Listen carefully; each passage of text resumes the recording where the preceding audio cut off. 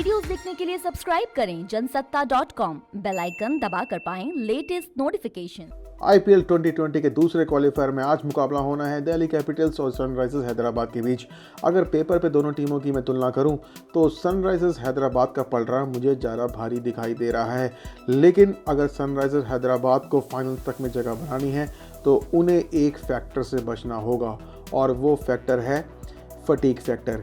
Sunrisers Hyderabad अपने पिछले 4 मुकाबले लगातार जीत कर आई है और अब आ जाता है यहाँ पर लॉ ऑफ एवरेजेस यानी कि अगर कोई टीम लगातार जीतती रहती है, लगातार अच्छा परफॉर्मेंस करती रहती है तो कहीं ना कहीं आके वो आंकड़ों के फेर में फंस जाती है।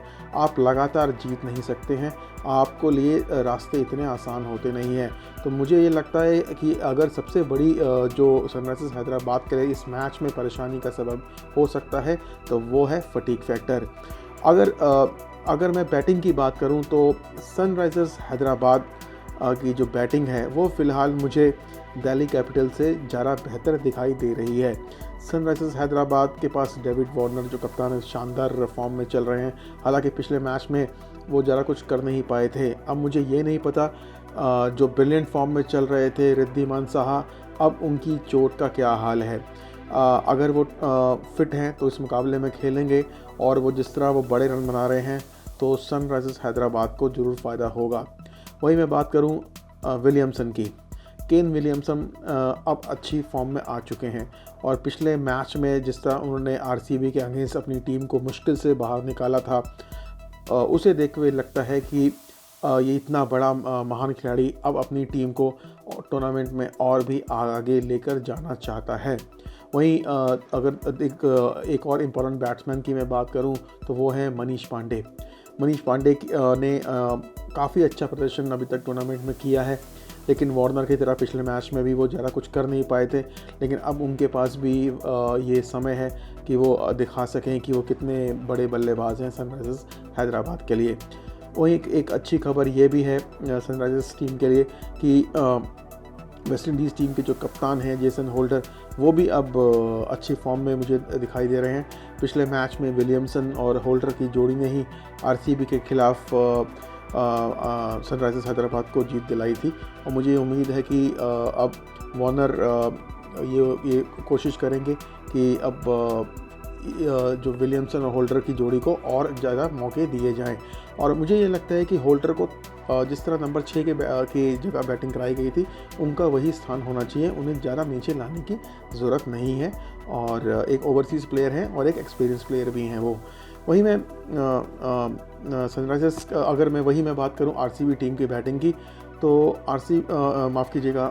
वहीं मैं बात करूं अगर दिल्ली कैपिटल्स टीम की बैटिंग की तो मुझे ये लगता है कि दिल्ली कैपिटल्स की जो बल्लेबाजी है वो भी काफ़ी स्ट्रॉन्ग ज़रूर है, लेकिन जिस तरह पृथ्वी शॉ लगातार ख़राब परफॉर्मेंस कर रहे हैं, 2 बॉल भी वो नहीं खेल पाते हैं, 3 बॉल भी वो नहीं खेल पाते हैं, लगातार वो एरियल शॉट्स वो खेलते रहते हैं और जिसकी वजह से वो पिछले कई मैचेस में 10 का आंकड़ा भी नहीं पार कर पाए हैं। शिखर धवन ने का वही हाल है, कंसिस्टेंट नहीं है, 2 बड़े 100 उनके आए, फिर उसके बाद वो जिस तरह वो लगातार डक पे आउट हुए हैं और पिछले मैच में भी उन्होंने कुछ खास नहीं किया। रहाणे का भी यही हाल है, रहाणे भी कुछ बैट से कुछ खास नहीं कर पा रहे हैं। सारा प्रेशर आ जाता है श्रेयस अय्यर पे और अब वो प्रेशर दिख भी रहा है श्रेयस अय्यर के ऊपर कि श्रेयस अय्यर कुछ भी ऐसा खास पारी अब नहीं खेल पा रहे हैं, क्योंकि रीज़न ये होता है वो जल्दी से जल्दी उन्हें टॉप ऑर्डर पा के खेलना पड़ जाता है जब 2 या 3 विकेट गिर जाती है। तो और एक चीज़ और भी है कि ऋषभ पंत भी जैसा कि उन्हें पिछले 3-4 साल से कहा जा रहा है कि बहुत बड़े टैलेंट हैं, लेकिन मुझे नहीं लगता वो बहुत बड़े टैलेंट हैं और इस बार भी ये साबित हो गया कि वो जब क्रूशल स्टेज आती है तो वो अच्छी बैटिंग नहीं कर पाते हैं। और उसके अलावा देखा जाए तो बैटिंग ऑप्शंस में स्टॉइनिस हैं। स्टॉइनिस ने पिछले मैच में हाफ सेंचुरी लगाई थी और हालांकि वो एक लॉस्ट कॉज था, ज़्यादा कुछ उसमें बचा नहीं था, लेकिन स्टॉइनिस ने अपना काम किया था। वहीं अक्षर पटेल भी एक अच्छे ऑलराउंडर साबित हो सकते हैं और अश्विन भी एक अच्छे ऑलराउंडर साबित हो सकते हैं, लेकिन ये सब कागज़ पे है। अब ये देखना पड़ेगा कि प्रेशर पे दिल्ली कैपिटल्स की बैटिंग कैसे चल पाती है। वहीं मैं गेंदबाजी की बात करूं, एसआरएच टीम की अगर मैं बात करूं गेंदबाजी की, तो मुझे लगता है कि संदीप शर्मा काफ़ी अच्छा परफॉर्मेंस कर रहे हैं और जेसन होल्डर के साथ वो अच्छी गेंदबाजी का कॉम्बिनेशन मुझे लग रहा है। और नटराजन भी अच्छी गेंदबाजी कर रहे हैं। लास्ट में आके जिस तरह वो यॉर्कर फेंकते हैं, जैसे मैंने अपने कुछ पहले वीडियोस में भी कहा था, जो ज़बरदस्त दिखाई देता है। वहीं मैं बात करूं जो उनके ट्रम्प कार्ड हैं बॉलिंग में, वो अब भी राशिद खान हैं, लेग स्पिनर राशिद खान हैं। लेग स्पिनर उन्हें कहा जाता है, लेकिन वो मुझे ज़रा गुगली बॉलर दिखाई देते हैं। तो अभी भी अगर 4 ओवर उनके अच्छे निकल जाते हैं तो दूसरी टीम पर काफ़ी ज़्यादा प्रेशर आ जाता है।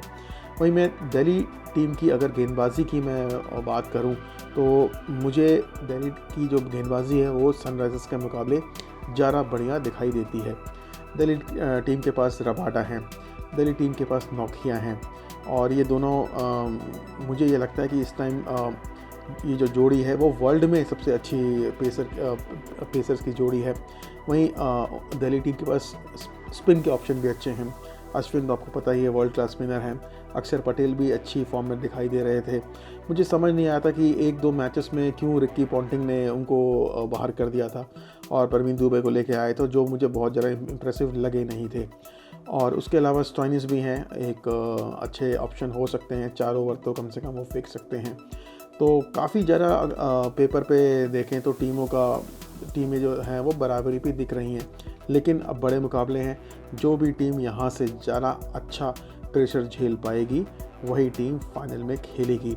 मोमेंटम जरूर यहाँ पर हैदराबाद टीम के पास है, लेकिन लॉ ऑफ एवरेजेस से बचना पड़ेगा। जैसे मैंने पहले भी कहा, लॉ ऑफ एवरेजेस होता है कि जो टीम लगातार परफॉर्मेंस अच्छा करते आ रही है और सनराइजर्स की टीम अपने 4 मैचेस जीतती हुई आ रही है, तो हो सकता है लॉ ऑफ एवरेजेस के चलते सनराइजर्स का ये जो जीत की जो गाड़ी है वो आगे जाके रुक जाए।